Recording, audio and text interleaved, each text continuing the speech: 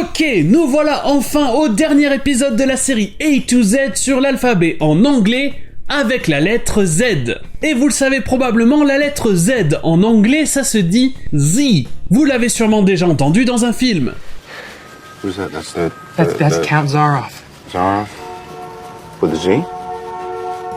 Mais ça, c'est parce que c'est la prononciation américaine. Mais dans les autres pays anglophones, ça se dit Z. Ça, c'est parce que ça vient du français et de la lettre grecque zeta. Et c'est ensuite les Américains qui ont changé ça en Z, probablement pour que ça aille avec les autres consonnes de l'alphabet comme B, C, D, G ou T. Donc c'est Z en anglais américain et Z en anglais britannique. Any zombies out there? Don't say that. What? That? What? That? The Z word. Don't say it. Why not?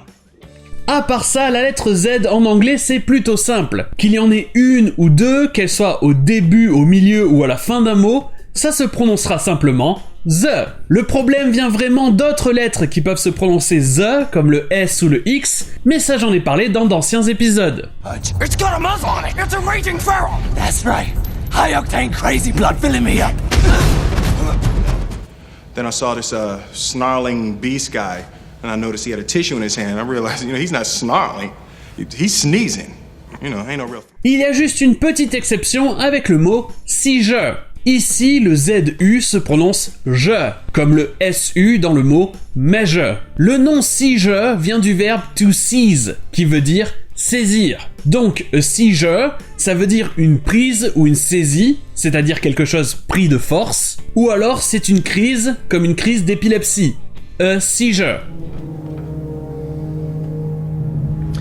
You want me to back warrants for search and seizure on 5 banks without telling me what we're after.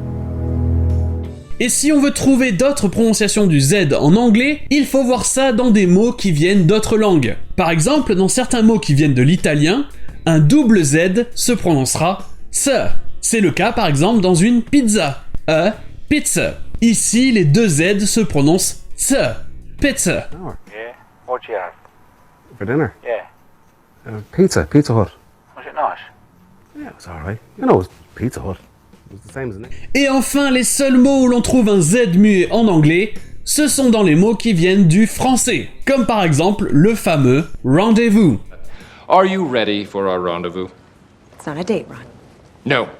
Et voilà pour la lettre Z ainsi que l'alphabet en anglais. Et pour la dernière vidéo de l'année, je vous dis à demain.